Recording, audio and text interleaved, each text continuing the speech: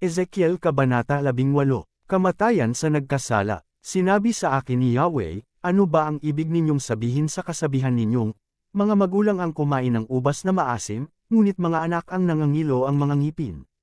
Ako ang buhay na Diyos, sabi pa ni Yahweh, hindi ninyo magagamit ngayon ang kasabihang ito sa Israel.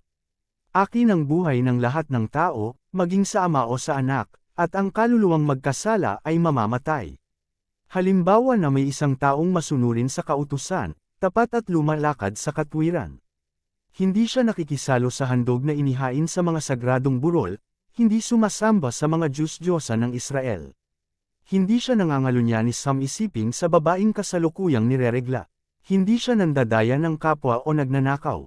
Ibinabalik niya agad sa may-ari ang sangla ng nangungutang sa kanya. Marunong siyang tumulong sa nangangailangan. Hindi siya nagpapatubo sa pagpapahiram ng pera. Siya ay makatarungan. Sinusunod niya ang aking mga utos at mga tuntunin. Ang ganitong tao ay matuwid at mabubuhay siya.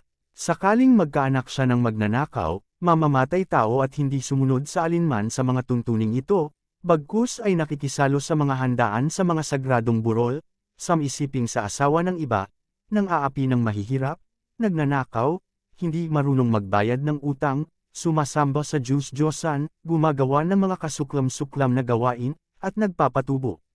Palagay ba ninyo'y mabubuhay ang anak na ito? Hindi. Tiyak na mamamatay siya dahil sa mga kasuklam-suklam niyang gawain. Kung magkagayon, walang ibang dapat sisihin kundi siya. Halimbawa namang siya ay may anak. Nasaksihan ng anak na ito ang kasamaan ng kanyang ama, ngunit hindi niya ito pinarisan.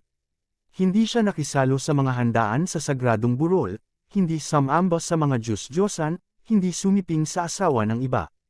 Hindi rin siya gumawa ng masama kaninuman, hindi nanamsam ng sangla, at hindi nagnakaw.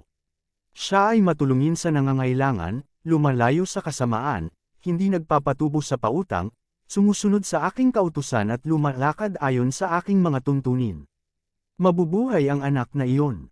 Hindi siya mamamatay dahil sa kasamaan ng kanyang ama.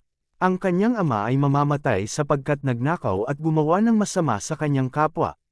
Maaaring itanong mo kung bakit hindi dapat pagdusahan ng anak ang kasalanan ng ama. Sapagkat matuwid ang mga gawa ng anak, sumunod siyang mabuti sa aking mga tuntunin, kaya dapat siyang mabuhay. Ang nagkasala ang dapat mamatay.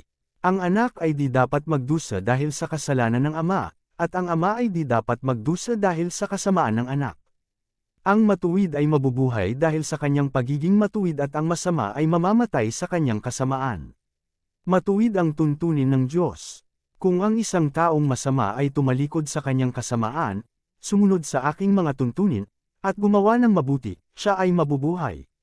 Kakalimutan na ang lahat ng nagawa niyang kasalanan at mabubuhay siya dahil sa kabutihang ginawa niya sa bandang huli. Hindi ko ikinasisya ang kamatayan ng masama, sabi pa ni Yahweh. Ang ibig ko nga, siya'y magsisi at magbagong buhay. Ngunit kung ang isang taong matuwid ay magpakasama at gumawa ng mga kasuklam-suklam na gawain, hindi siya mabubuhay. Mamamatay siya dahil sa kanyang pagtataksil at sa kasalanang nagawa. Mawawala ng kabuluhan ang lahat ng kabutihang ginawa niya noong una.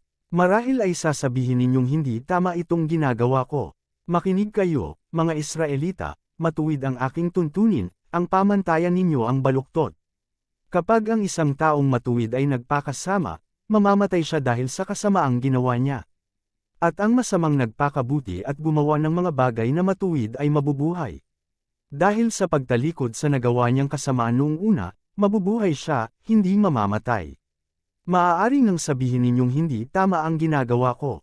Sasabihin, kung namang ang ginagawa ninyo ang hindi tama, kaya nga, bawat isa sa inyo ay hahatulan ko ayon sa kanyang ginawa, magsisi nga kayo't tumalikod sa inyong kasamaan bago bumagsak sa inyo ang parusa, lumayo kayo sa inyong kasamaan at magbagong buhay sapagkat di kayo dapat mamatay, mga Israelita, hindi ko gustong mamatay ang sinuman, kaya magpakabuti na kayo upang mabuhay.